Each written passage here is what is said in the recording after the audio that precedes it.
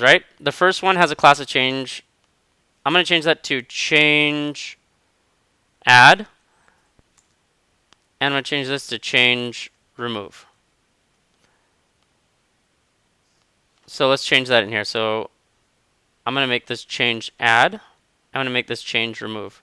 So now it says whenever I click on a button with the class of change add, it will add a class of potato to h1. And this one, what I'm going to do is if I click on the change remove button, it will remove the class. So now, click to add, click to remove. Look at that. Now I have some functionality going on.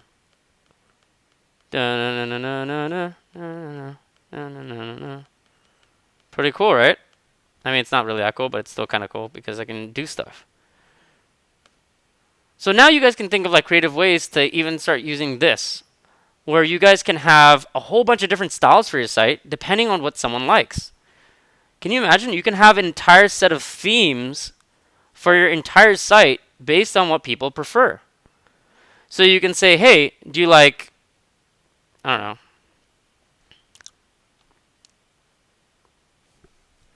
know, theme one. So let's add another button.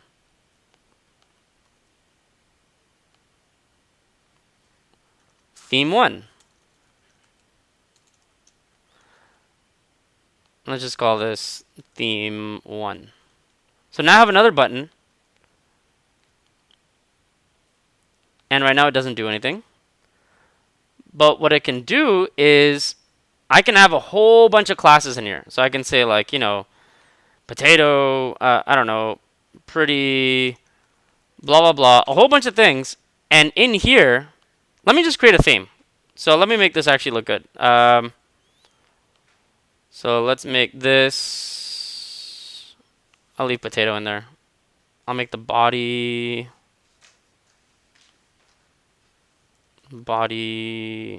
pretty.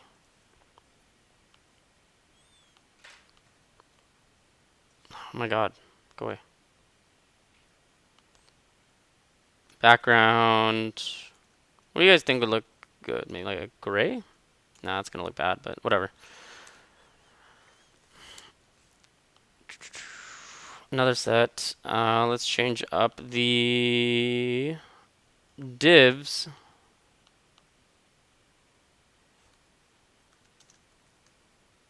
Let's make that div pretty.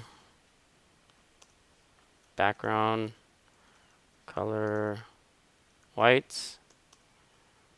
Color orange. Oh man, that's gonna look really bad.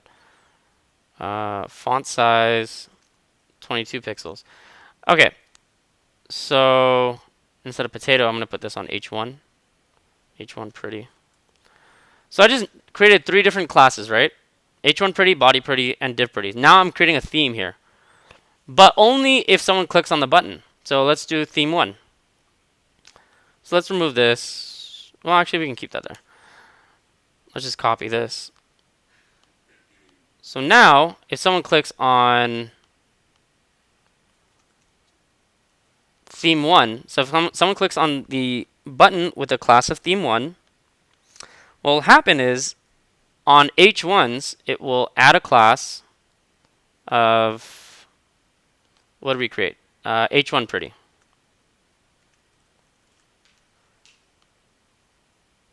Copy that, paste it down here. And on body, add class of body pretty. On, what are the other ones? Div pretty. Div pretty, put on divs. So now, when we click on theme 1, god, this is going to look really bad. Look at that. Crazy, right?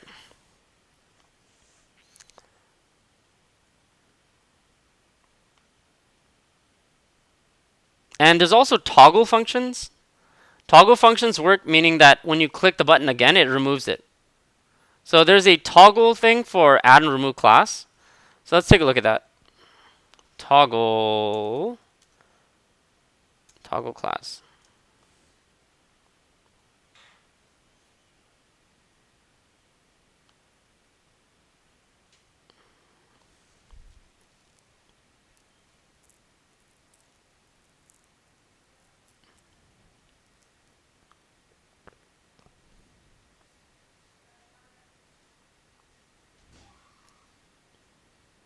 So let's see if this works. Toggle class.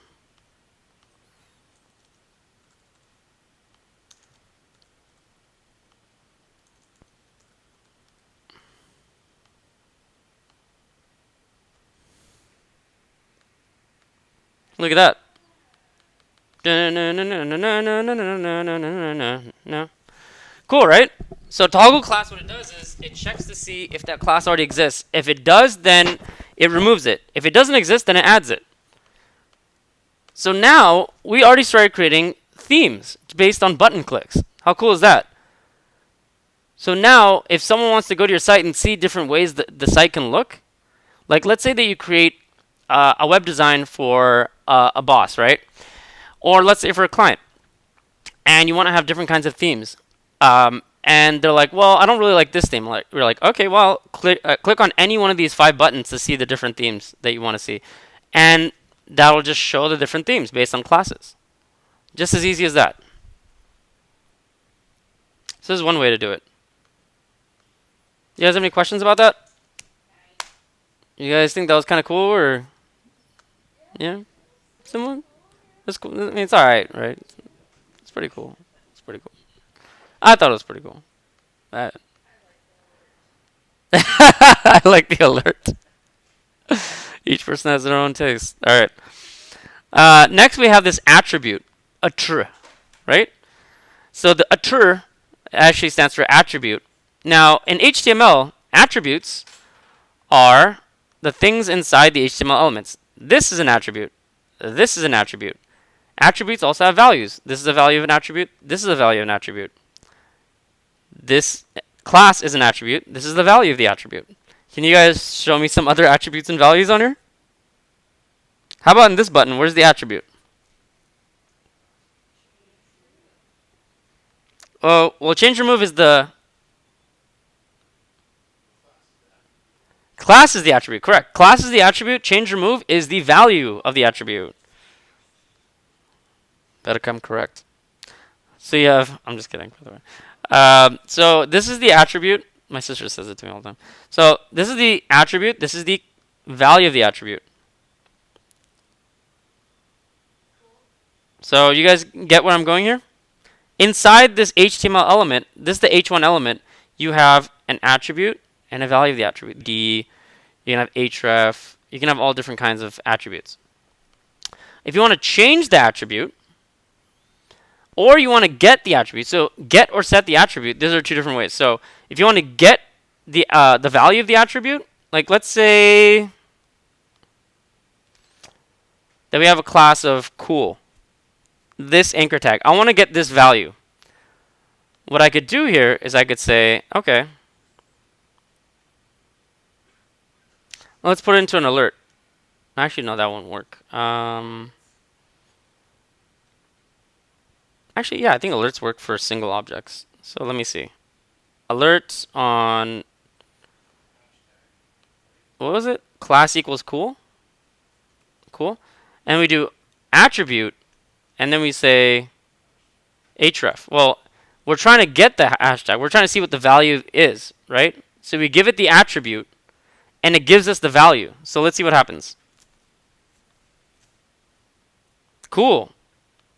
It just gave us the object. That's not really what I wanted. Oh, duh. There. Yeah, but I messed up here. I was supposed to do jQuery object. There we go. And then put this whole thing in there. Now I have it. Okay. Hashtag. So what happened was I said, give me the attribute of href inside anything with a class of cool. So give me, it looks inside, okay, class of cool. It looks for this attribute called href and gives me this value back. So I want you guys to try this out now. I want you guys to try and find out what the attribute is, or change the attribute. So this is how you change it, right? So I want to change this from the pound sign, just like in CSS, to something else. So attribute, and I give it a value. So I give it a value of HTTPS Google, www.google.com, because the href takes in a link, right? It can be an absolute link or a relative path. A relative path just means a link to something in my project, right? This is a relative path, so inside this JS, inside here. And here's an absolute path, just a link to a URL. So you guys are learning some lingo here. So let's try and change one of those using this attribute.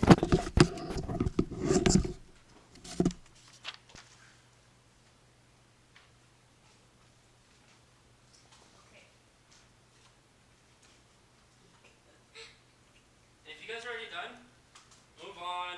Try and finish the rest of the slides. If you guys are bored, you're like, this is too dumb for me.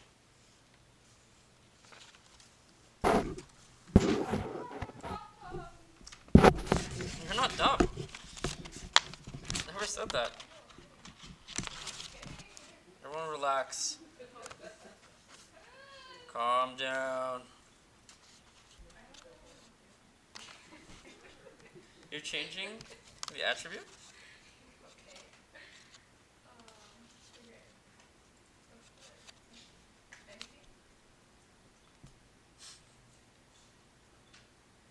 I don't know what you're asking. No, am I changing the attribute of anything?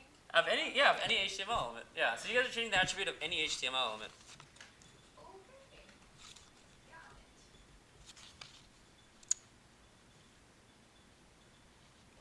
it. It asked me for my age, and I almost put in my 20s, but I'm not.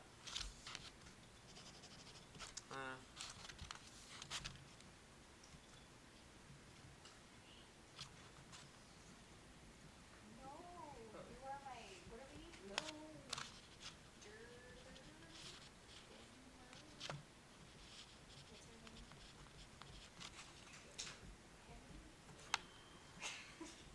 Okay, I don't know what we're doing. Okay, so, I don't know why you like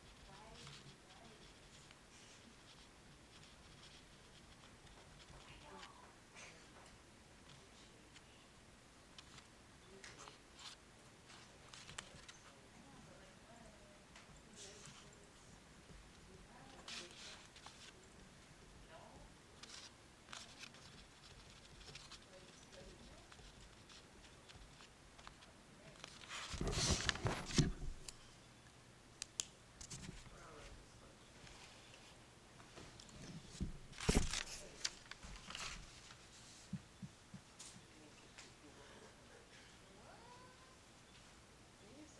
I know. Yep. And then No. I don't know why this is here.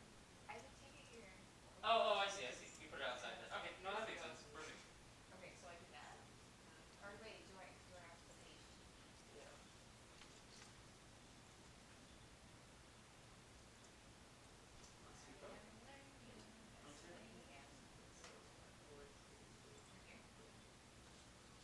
Oh, and you want to continue leaving everything inside this document.writer?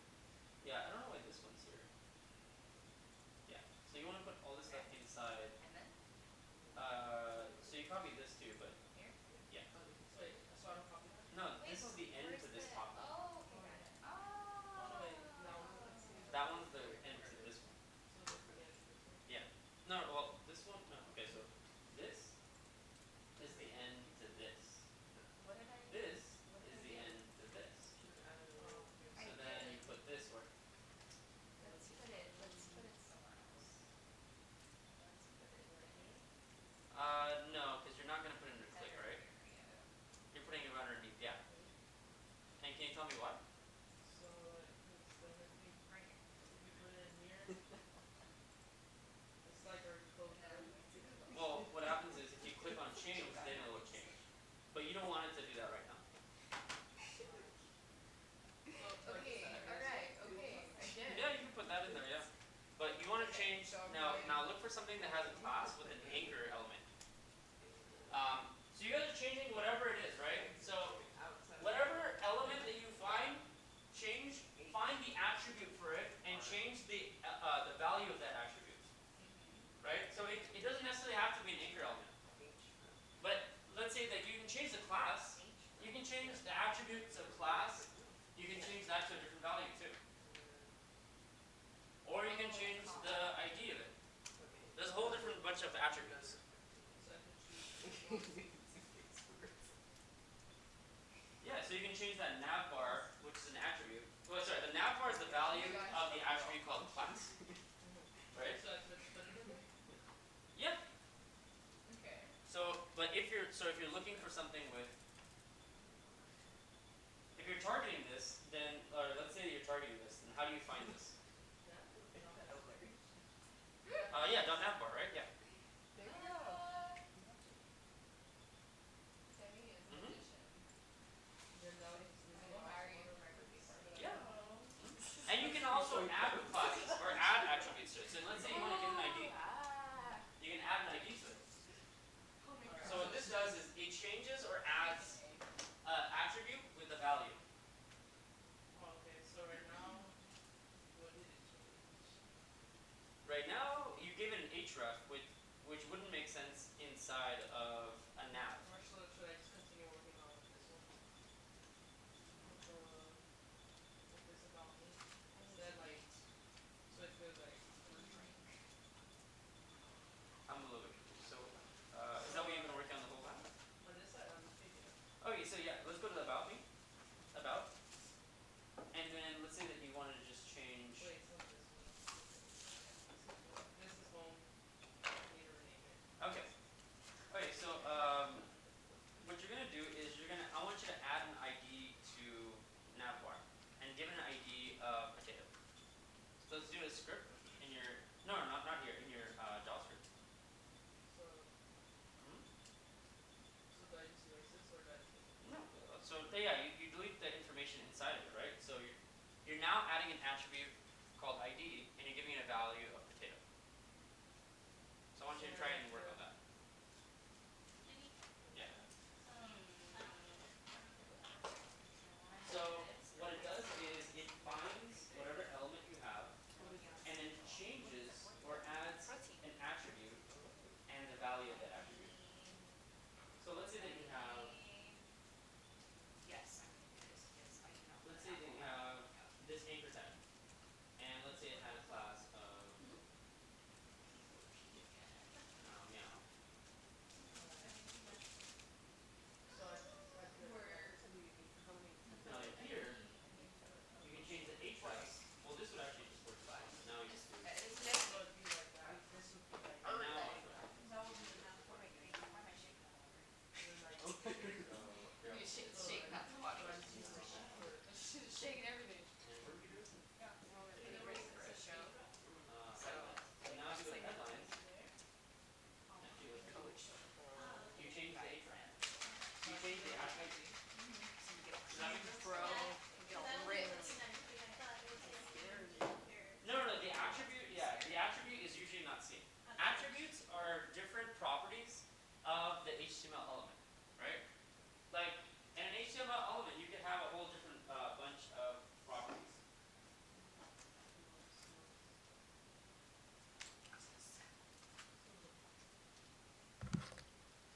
So you could have, like in H1 you can have ID, whatever, class equals, whatever.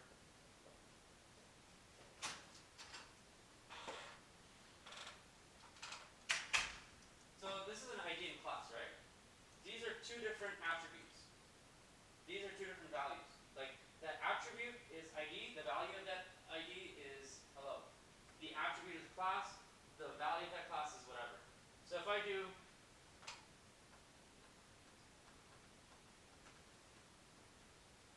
So if I did this, if I did, okay, fine, hello,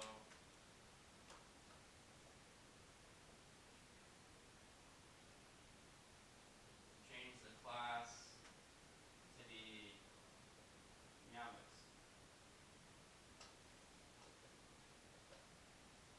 And now I've changed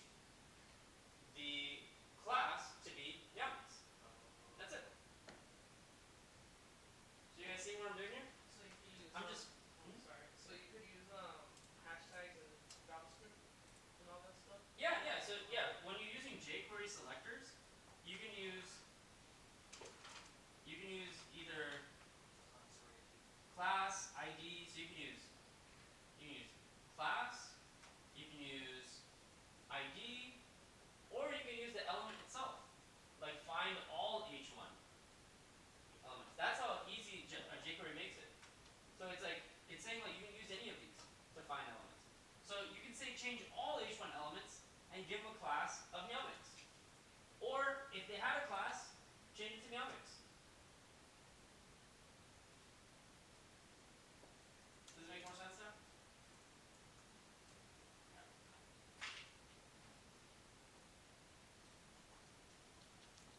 So these are just different jQuery methods that you guys can use and experiment with.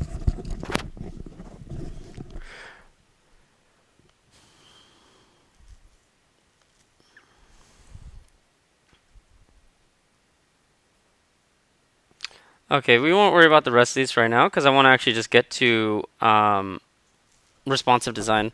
So if you guys are still stuck on HTML and CSS, I actually found a really great tutorial online on lynda.com. It's on building out your web pages using HTML and CSS from lynda.com. So lynda.com is free if you have a County of Los Angeles public library card. Once you have your login information from your County of Los Angeles public library card, which is just your library card number and PIN, go to this URL I gave you. So it's lynda.com/portal SIP blah blah blah. Basically, if you just typed in on Google, if I typed in County of Los Angeles Public Library and I put Lynda, the first link that comes up is going to be online learning.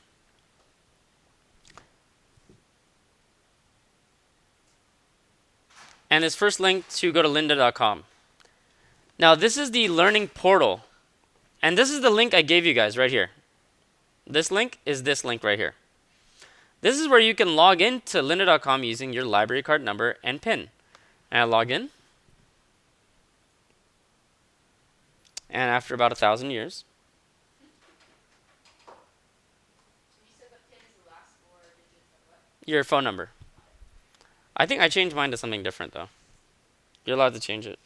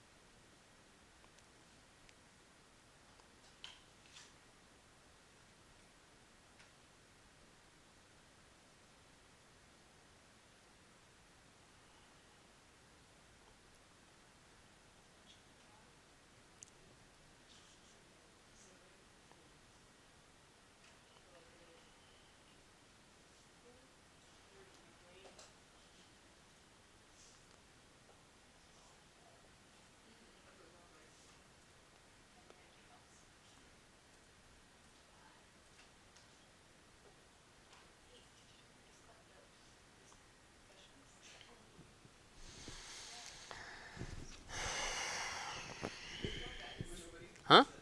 Well, I couldn't hear what was happening. Okay. So once you guys are logged in, then you're going to go to creating a responsive web design. You can find this tutorial by typing in creating a responsive web design inside lynda.com search bar.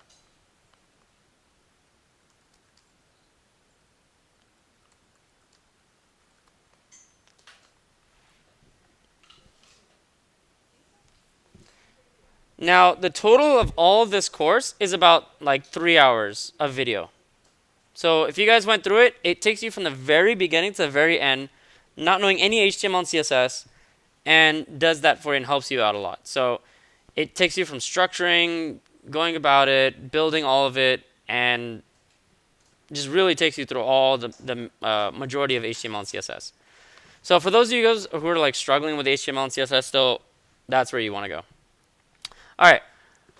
What we're going to do is we're going to start working on responsive web design. So according to Wikipedia, responsive web design is an approach to web design aimed at crafting sites that provide an optimal viewing and interaction experience. Easy reading and navigation with a minimum of resizing, panning, and scrolling across a wide range of devices, from computer monitors to mobile phones.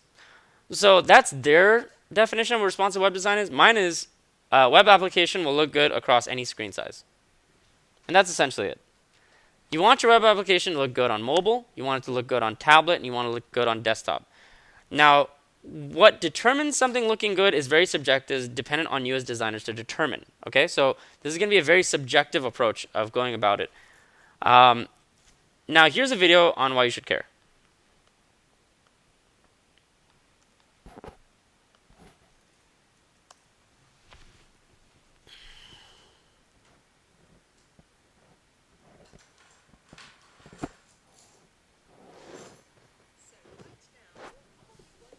Wait.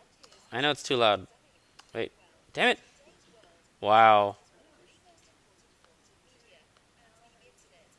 I like how my computer's just completely unresponsive at times. Thank you, computer, for being an asshole.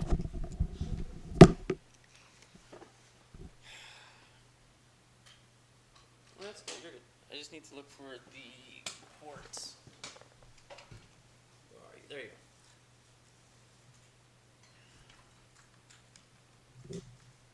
I haven't been able to finish one yet.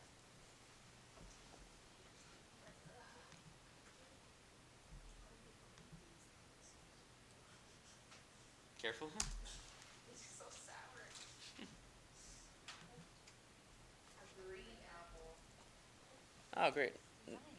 Well, in today's world, internet is one of the most important forms of media, and the internet is mostly consumed using desktop computers, right? But wait, how about mobile devices, smartphones, and tablets? The share of internet usage on these devices is growing every day. In 2011, mobile browsing took a share of about 11%. In 2013, it was near to 25%, and 2014 was the first year mobile exceeded desktop internet usage. So what does all this mean to you? Well, it means that if you don't want to lose any potential clients, then you need a great-looking website, which is also optimized for mobile browsing. Because the problem of many current websites is that the user experience on mobile devices is, well, how do I put it? Terrible. And that's a mission for responsive design. Responsive website responds to the screen size of the device you are viewing it on. So instead of creating different websites for different devices, your responsive website rearranges the elements to fit any screen. So you'll get more happy visitors, which also leads to more happy customers. Interested in responsive design? Want one of those responsive websites for your business? Well, that's something we can definitely help you with.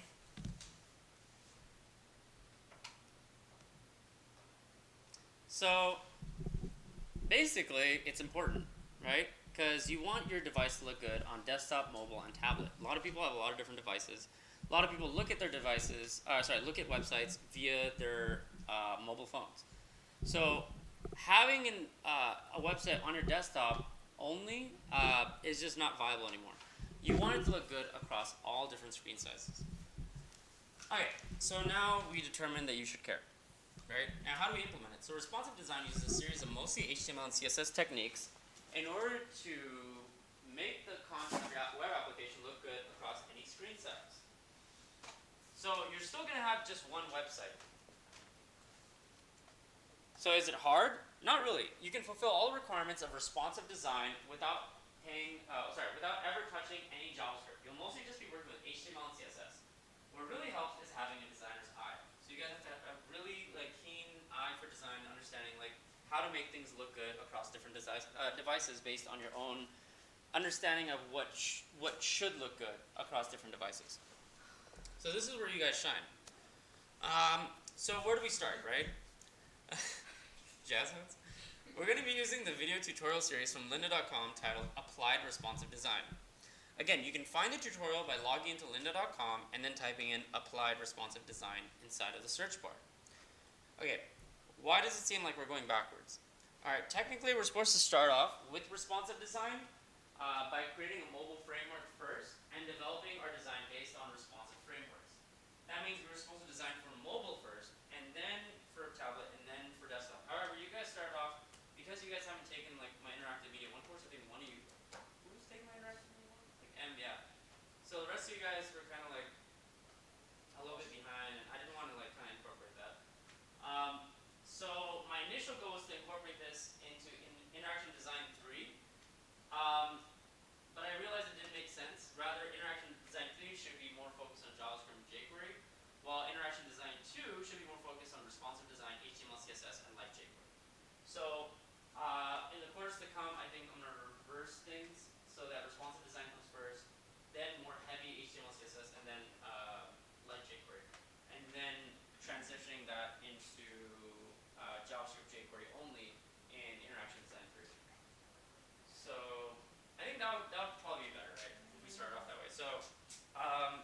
get started with this applied responsive design.